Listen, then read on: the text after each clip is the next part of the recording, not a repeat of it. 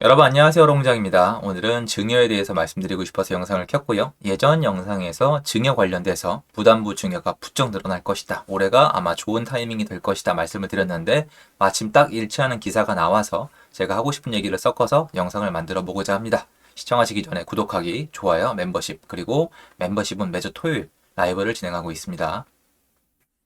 아파트 증여 급증, 5월 전체 거래의 17.2%. 저 퍼센테이지는 의미 없어요.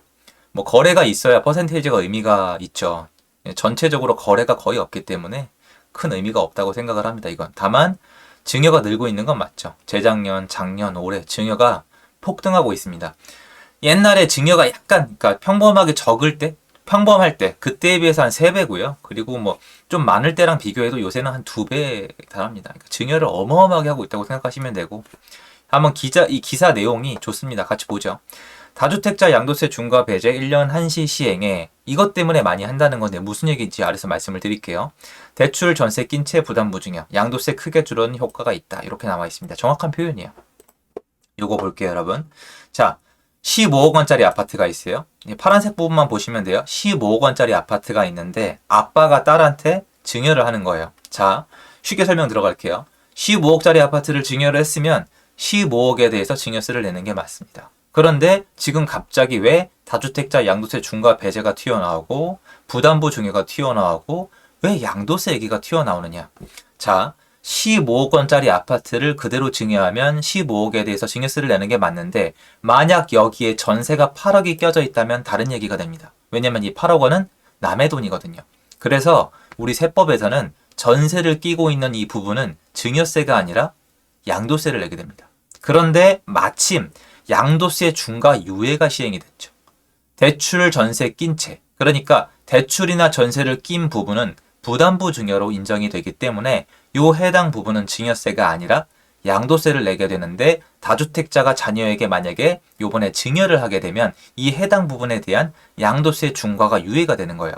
간편적으로 얘기해서 만약에 양도세 중과 때려 맞으면 이 8억 원에 대해서 양도세 3억 원을 냈어야 되는데 지금 얼마를 낸다? 1억 4천을 낸다는 거예요. 이분은 앉아서 세법이 바뀐 것만 덕분으로 1억 6천을 진짜 아끼는 겁니다. 그리고 나머지 7억 원은 증여세를 내는 건데 증여세는 이미 올라간 직후니까 어쩔 수가 없습니다. 다시 얘기해서 지금 시행되고 있는 다주택자 양도세 중과 유예, 이게 자녀에게 부담부 증여를 하기에 아주 좋은 시스템이 만들어진 거예요. 근데 여기서 끝이 아니에요. 이 당시 제가 요 영상을 만들었을 때 없던 게 새로 나왔습니다. 요거예요. 활용 정점을 찍어줘요. 뭐냐면은 제가 증여를 하면 안 좋다고 말씀드린 부분 중에 하나가 뭐냐면 이 증여가 된 이 아파트는 5년 동안 시장에 못 나온다라고 말씀을 드렸어요. 그걸 한번 살짝 설명을 드릴게요. 지금 여기에 지금 속하고 있는데요. 아까 15억 원짜리 아파트잖아요. 예를 들어서 저 아파트를 아버지가 옛날에 5억 원에 취득을 했고 지금 15억 원이 됐다고 칩시다. 10억 원이나 올랐죠. 그런데 일반적으로 생각하면 5억 원에서 15억 원이 된 이 아파트를 15억 원에 증여를 해버리면 이 딸이 15억 원에 취득한 것처럼 보입니다. 그리고 딸이 만약에 운이 좋아서 이 아파트를 20억에 팔면 15억과 20억의 차익을 이 양도 차익으로 내면 될 것 같지만 이거는 조건이 달려 있어요. 아버지한테 증여를 받은 시점으로부터 5년 이내에 이 아파트를 팔게 되면 원시 취득, 이 딸이 이 아파트를 취득한 원가는 본인이 증여받은 15억 원이 아니라 자기한테 이 아파트를 준 증여자, 아버지가 취득한 원시 취득가로 돌아갑니다. 쉽게 얘기해서 5억 원이 되는 거죠. 쉽게 얘기해서 딸이 증여받은 다음에 5년 이내 이 아파트를 팔면 20억 원에 팔았을 때 5억 원에 사서 20억 원에 판 15억 원에 대해서 양도 차익분을 내야 되기 때문에 세금 폭탄이 떨어집니다. 그런데 이 5년이란 기간 동안 이 매물이 시장에 못 나오니까 이 증여가 저는 상당히 안 좋다. 지금 시장에 상당히 안 좋다라고 말씀을 드렸던 건데 세제 개편안이 나오면서 또 얘기가 바뀌었어요. 내년부터는 만약에 증여하면요 10년입니다. 10년. 아까 제가 말씀드린 프로세스가 10년으로 바뀌는 거예요. 5년 동안 묶이는 게 아니라 10년 동안 묶이는 거예요. 자, 그럼 보세요. 내가 증여를 하게 되면 이 매물이 5년 동안 묶이는 게 아니라 10년 동안 묶여요. 게다가 내년 5월까지 양도세 중과 유예니까 양도세 부분, 부담부 증여할 때 증여세는 어쩔 수 없지만 양도세에 대한 것도 확 내려가요. 절반 이하로. 자, 그러면 올해 어떻게 해야 될까요? 부담부 증여를 하려면 올해 해야 돼요. 왜? 어차피 안 팔리거든요, 지금. 여러분 지금 세무사님 만나면은 딱 잘라 얘기합니다. 부담부 증여하려면 올해 하세요. 최고의 타이밍입니다. 왜냐면 이거는 확실하거든요. 내년부터 세법이 바뀔 수도 있으니까. 세무사님들을 만나보면 여러분 상담을 해보면 우리가 옛날에 기대하는 것처럼 A, B, C 중에서 이건 A가 제일 좋아요. B가 제일 좋아요. C가 제일 좋아요 라고 얘기할 수 있는 케이스도 있지만 대부분 A는 어떻고 B는 어떻고 C는 어떻다라고 얘기를 해요. 한국이 대기업이 많잖아요. 그리고 고속도로 성장했기 때문에 벤치마킹도 많이 해서 이 세법이 우습지가 않아요. 특히 이 삼성이나 LG, 현대자동차 이런 데랑 세법 핑퐁을 하다 보면은 되게 선도화된단 말이에요. 그래서 세법이 되게 고도화돼 있어서 뭔가를 선택하게 되면 뭔가 대가를 치러야 되고 뭔가 불특정해지기 때문에 예외사항의 예외사항의 예외사항, 제곱식으로 변수가 생기기 때문에 완벽한 선택은 없다라는 게 대부분의 사람들의 결론인데 지금 세무사님들은 부담부 증여를 하려면 올해 하세요라고 딱 찍어줍니다. 그만큼 많이 할 수밖에 없어요. 그래서 우르르 많이 하고 있어요. 왜냐면 증여세가 올라가서 우울해서 더 이상 증여를 안 할 줄 알았는데 갑자기 부담부 증여대 부분에 이 양도세 부분을 풀어줘 버린 거예요. 그래서 또 증여를 많이 합니다. 이 증여가 좋을까요, 여러분? 전 계속 이 얘기를 하고 있는데 증여는 우리 사회에 별로 좋지 않습니다. 부의 대물림, 그러니까 기울어진 운동장, 시작점이 다른 거예요. 여러분이 좀 단편적인 얘기로 이 아버지가 만약에 15억 원짜리 집이 있는데 이거를 누구한테 물려줄까요?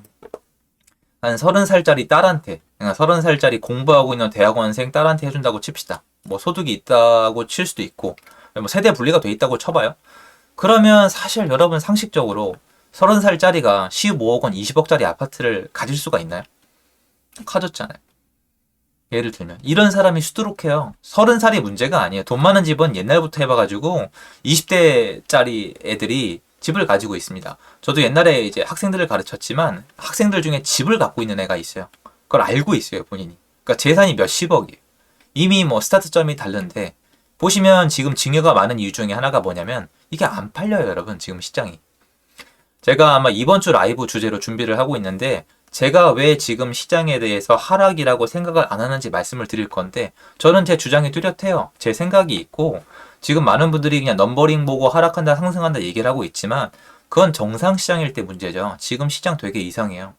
왜 그러냐면 여러분 상식적으로 지금 하락한 가격이 찍히고 있잖아요. 이게 어떤 효과냐면 예전에 한동안 지난 6년, 7년 동안 여러분이 부동산 정책이 나온 게 어떻는지 또 까먹으셨나 본데요. 이거 저 역사에 남아야 돼요. 세금 체계가 아작이 나 있어요. 이건 뭐 제 주장이라고 아니고 전문가분들한테 물어보세요. 세금을 전문으로 하신 분들 중에 멀쩡히 정신이 박힌 분들 중에 부동산 세법 지난 6년 동안 바뀐 거 물어보세요.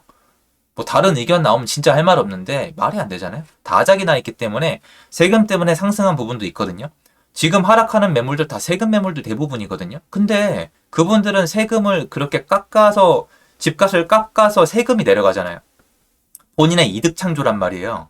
마이너스가 아니라 옛날에 하락할 때랑 거래량도 문제고 근데 그분들의 거래가 이게 몇 건이 안 될지 모르겠지만 전체 거래가 너무 없다 보니까 이분들이 데이터를 아예 만들어가는 거예요. 근데 이거를 하락이라고 보기엔 상당히 한계가 있어요. 그런 걸 좀 많이 말씀을 드릴 거고 그러면 이 금매가 나오면 금매를 소화할 수 있는 다주택자들이 들어올 수 있냐? 이 취득세가 미친 취득세거든요. 그건 못 들어오잖아요.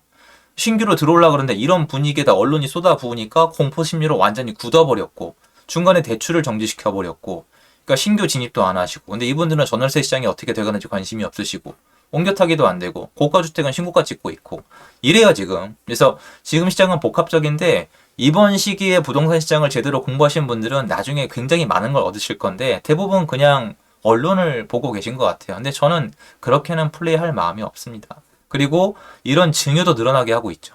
이게 좋을 거라 생각하시는 분이 계신가 본데 물밑에서 증여는 신거래가 신고가 없어요. 거래로 안 칩니다. 단순 비교한 거고요. 소리 소문 없이 부자들은 부의 대물림을 하고 있어요. 그런데 만약에 지금 부동산이 진짜 하락하고 대세 하락하고 폭락하고 있다고 생각하는 분들은 이걸 보시고 아무 유감을 느끼시면 안 돼요. 왜냐면 폭락할 부채 덩어리를 지금 물려받는 거잖아요. 예를 들어서 지금 15억짜리 아파트인데 전세가 8억이다. 나중에 이거 반토막 난다? 그래서 아파트가 7억이 됐다. 그럼 보증금도 못 돌려주는 거예요, 이제. 그런 이론이란 말이에요. 그런데 지금 여러분 좀 죄송한 얘기인데 이 증여를 하시는 분들이 집에 돈이 없을까요? 이런 분들이 집에 돈이 없고 여태까지 시장을 잘 못 봤을까요? 그러니까 이분들이 많은 분들이 이렇게 생각하는 것 같아요. 되게 멍청한데 게으르고 돈도 잘 못 버는데 어쩌다가 운이 좋아서 부동산으로 돈을 좀 벌어서 재산이 있다. 이렇게 생각하시는데 제가 만나 뵌 분들은 안 그래요. 제가 프랜차이즈 개발하고 있었잖아요.